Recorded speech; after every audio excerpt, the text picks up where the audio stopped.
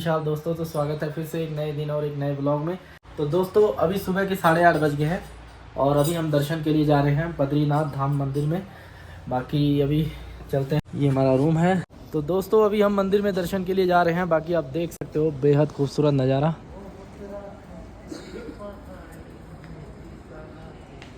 और ये हमारे होटल की पार्किंग थी।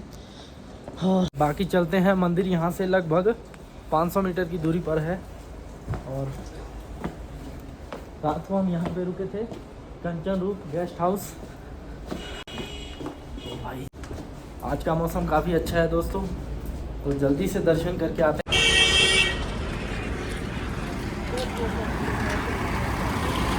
देख सकते हो अभी बद्रीनाथ धाम में कंस्ट्रक्शन का काम चल रहा है और आने वाले टाइम में बद्रीनाथ धाम को स्मार्ट सिटी के रूप में विकसित किया जाएगा। तो ये देख सकते हो आप, कंस्ट्रक्शन का काम चारों तरफ चल रहा है।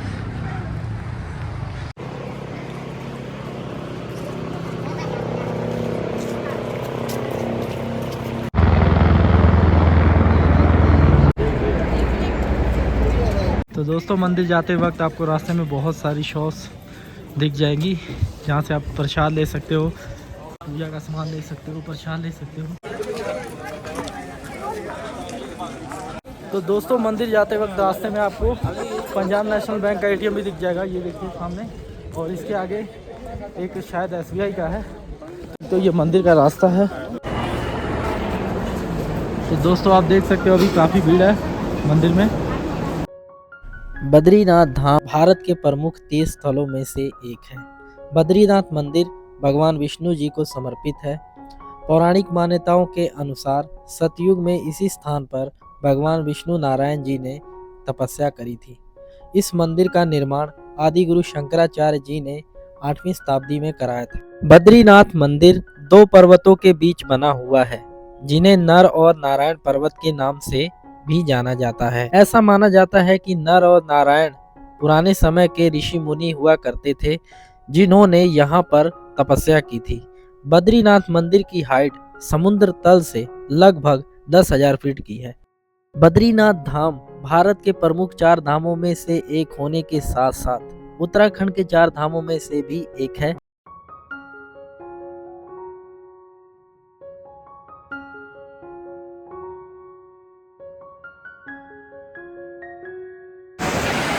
ये अलकनंदा नदी।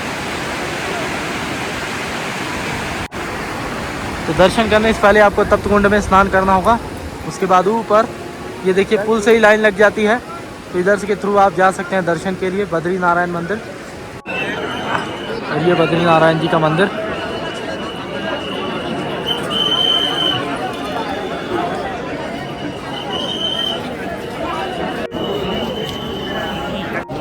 तो दोस्तों फाइनली हमने बद्री नारायण मंदिर में दर्शन कर लिए। बहुत ज़्यादा भीड़ है, अभी देख सकते हो आप। जय बद्री नारायण, जय बद्री नारायण। तो दोस्तों अभी हमने बद्री विशाल जी के दर्शन कर लिए हैं और अभी हम जा रहे हैं अपने होटल। वहाँ से सामान उठाएंगे और चलेंगे इंडिया के फर्स्ट विलेज माना, जिसे पहले लास्ट विलेज ऑफ इंडिया बोला जाता था। दोस्तों यहाँ से खाएंगे हम मक्की की रोटी, सरसों का साग। तो चलिए चलते हैं। तो दोस्तों दर्शन करने के बाद अभी हम एक ढाबे पर आए हैं मक्की की रोटी सरसों का साग खाने, जो इस भाई का फेवरेट है। लास्ट टाइम ये यहीं से खा कर गए थे, तो आज हम भी ट्राई करेंगे, देखते हैं कैसा टेस्ट रहने वाला है। तो जी हमारा खाना आ गया है और ये हमने छोले भटूरे भी मंगाया। तो चलिए शुरू करते हैं। और वाकई टेस्ट अच्छा था दोस्तों इसका। दोस्तों अभी सुबह के 11 बजे हैं और अभी हम अपने होटल से माना गाँव जा रहे हैं। माना गाँव यहाँ से 3 किलोमीटर की दूरी पर है। तो अपनी बाइक उठाते हैं और चलते हैं माना। तो दोस्तों फाइनली हम माना गांव के लिए निकल गए हैं अपने होटल से, जैसा कि आप देख सकते हो। और बात कर ली जाए माना गांव की, तो माना गांव बद्रीनाथ से तकरीबन 3 किलोमीटर की दूरी पर है और यहाँ पहुँचने में आपको कम से कम 20 से 25 मिनट का समय लगेगा।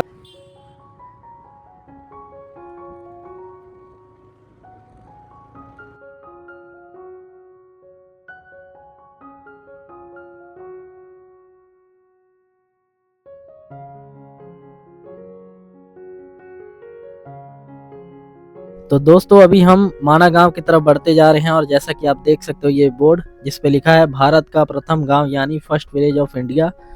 तो माणा गांव दूर से ही आपको दिखना शुरू हो जाएगा। देखिए आप सामने जो गांव है वो माणा गांव है। तो माणा गांव भले ही आकार में छोटा है लेकिन इसका धार्मिक और ऐतिहासिक महत्व उतना ही बड़ा है।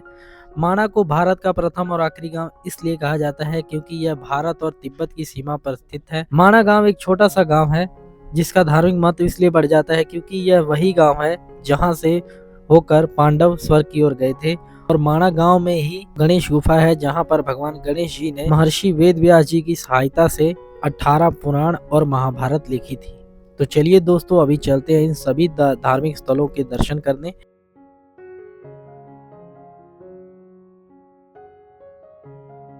तो दोस्तों अभी हम माणा गांव में आ गए हैं।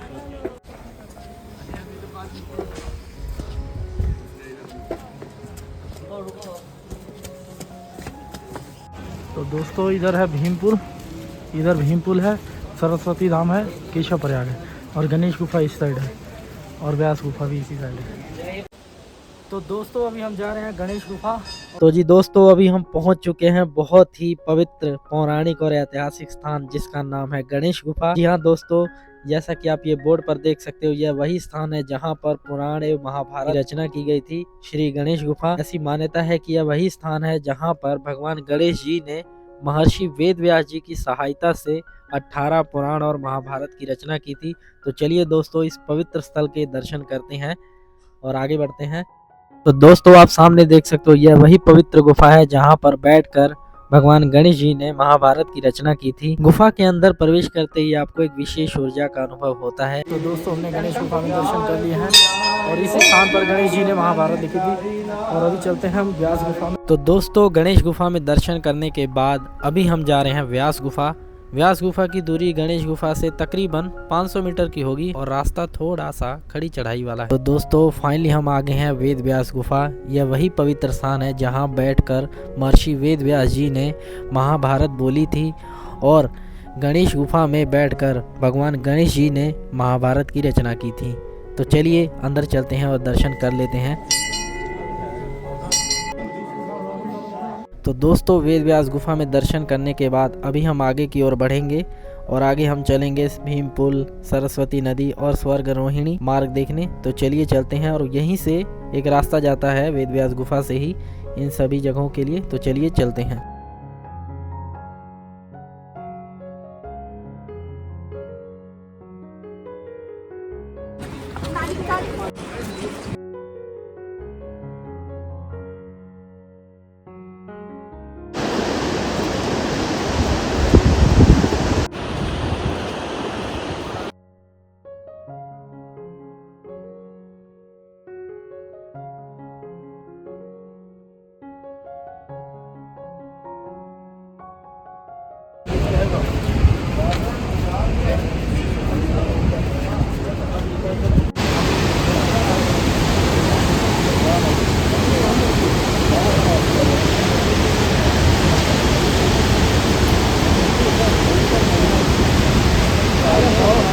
तो दोस्तों अभी आप जो नीचे नदी देख रहे हो ये सरस्वती नदी है और ऐसी मान्यता है कि इसी स्थान से पांडवों ने अपनी अंतिम यात्रा शुरू की थी।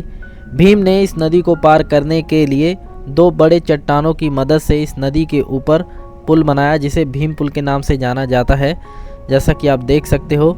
और सरस्वती नदी के बारे में यह भी मान्यता है कि भारत में सरस्वती नदी को सिर्फ इसी स्थान से देखा जा सकता है, इसके बाद यह नदी विलुप्त हो जाती है।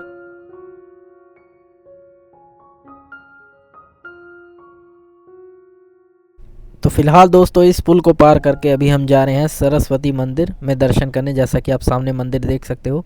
तो चलिए चलते हैं और बेहद खूबसूरत मंदिर को बनाया गया है और जब भी आप आएँ तो यहाँ दर्शन ज़रूर करें। जय माता दी।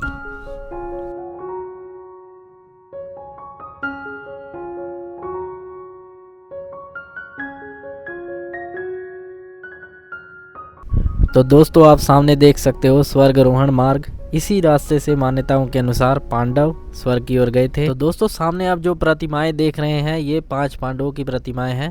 तो दोस्तों अभी हम स्वर्गारोहण मार्ग पर आ गए हैं और ऐसी मान्यता है कि इसी रास्ते से 5 पांडव स्वर्ग की ओर बढ़े थे। बाकी बेहद खूबसूरत दृश्य देखिए। तो फिलहाल दोस्तों अभी हमें ना चाहते हुए भी इस खूबसूरत गांव को अलविदा कहना होगा और अपने होटल की तरफ जाना होगा। वहां से अब हम अपना सामान उठाएंगे और ऋषिकेश के लिए निकलेंगे। तो दोस्तों अभी हम माना विलेज गए थे और हमने यहाँ के सभी जो महत्वपूर्ण स्थल है देख लिए। अब हम जा रहे हैं ऋषिकेश के लिए निकलेंगे। देख सकते हो बहुत ज़्यादा भीड़ है अभी यहाँ पे। यहाँ से लगभग आपको 1 से 1.5 किलोमीटर आगे जाना होगा। गणेश गुफा, व्यास गुफा, सरस्वती नदी, सरस्वती मंदिर, भीम पुल आगे ही है। सब 1 से 1.5 किलोमीटर की दूरी पर है। तो हम लगभग सभी स्थानों पर गए थे। बाकी अभी चलते हैं। भाई साहब 12 बज रहे हैं दोपहर के। अभी हम चेकआउट करने जा रहे हैं अपने होटल से।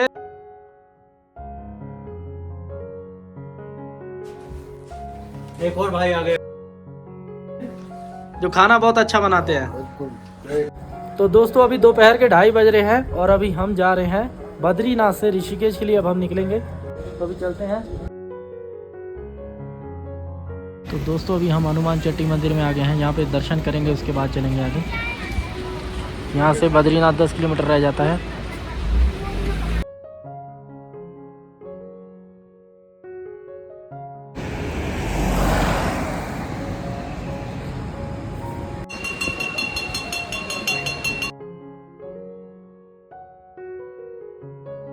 तो दोस्तों अभी शाम के 6 बज रहे हैं और अभी हम आ गए हैं चमोली और यहाँ से ऋषिकेश अभी 202 किलोमीटर रह गया है। तो काफ़ी रास्ता हमने कवर कर लिया अभी तक।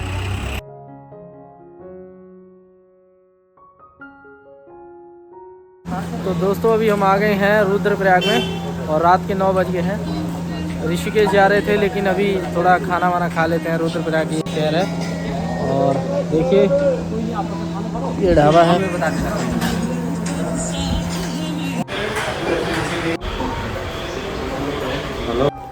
नमस्कार दोस्तों, स्वागत है फिर से एक नए दिन और एक नए ब्लॉग में। तो दोस्तों जैसा कि आपको पता है कि कल हम 2:30 बजे बद्रीनाथ से निकल गए थे ऋषिकेश के लिए, बट रात को काफ़ी रात हो गई थी और हम थक भी गए थे तो हमने रुद्रप्रयाग में स्टे लिया है और ये हमारा रूम था।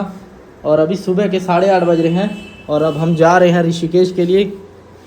तो अपना सामान उठाते हैं और चलते हैं। ये रूम था 500 रुपीज़ में हमने लिया था रुद्रप्रयाग। तो दोस्तों चलते हैं क्योंकि आज जैसे तैसे भी हमें लुधियाना पहुंचना है और यहाँ से ऋषिकेश लगभग 136 किलोमीटर है। तो चलते हैं। ये रुद्रप्रयाग का चौक है, यहीं पे हम रुके हुए हैं और नीचे ही ढाबा है। तो अभी चलते हैं नीचे, चाय पीते हैं फिर चलेंगे। तो भाई ये हमारा होटल है और नीचे इसके रेस्टोरेंट है। हमारी मैगी आ गई है, इसको खाते हैं फिर चलते हैं। तो दोस्तों अभी हम रुद्रप्रयाग से निकल गए हैं और ये रुद्रप्रयाग शहर है। 492 किलोमीटर का सफ़र तय किया। हर हर महादेव दोस्तों। तो फाइनली हम लुधियाना आ गए जैसा कि आप देख सकते हो और अभी रात के 10:30 बज रहे हैं। दोस्तों सुबह हम 9 बजे रुद्रप्रयाग से निकले थे और अभी रात के 10:30 बज रहे हैं। हम लुधियाना पहुंच गए लगभग 13.5 घंटे की ड्राइव करके। और आज हमने लगभग 490 किलोमीटर का सफ़र तय किया। रुद्रप्रयाग से हम सुबह 9 बजे निकले थे और अभी रात के 10:30 हो रहे हैं और हम लुधियाना पहुंच गए हैं जैसा कि आप देख सकते हो। और इस यात्रा में हमने टोटल कितने किलोमीटर का सफ़र तय किया? 1420 किलोमीटर। तो दोस्तों इस यात्रा में हमने लगभग 1420 किलोमीटर का सफ़र तय किया, जिसमें लुधियाना टू केदारनाथ, केदारनाथ टू तुंगनाथ और तुंगनाथ टू बद्रीनाथ। फिर हम माना भी गए और वापस हम लुधियाना आ गए। तो लगभग हमने 1420 किलोमीटर का सफ़र तय किया, जिसमें हमारा पेट्रोल का तकरीबन 3000 का खर्चा है। बाकी आपकी बाइक पे डिपेंड है कि आप कौन सी बाइक लेकर जाते हो। और दोस्तों उम्मीद करता हूँ आपको हमारी ये सीरीज़ अच्छी लगी होगी। तो मिलते हैं फिर से किसी नई यात्रा में। महादेव, हर हर महादेव।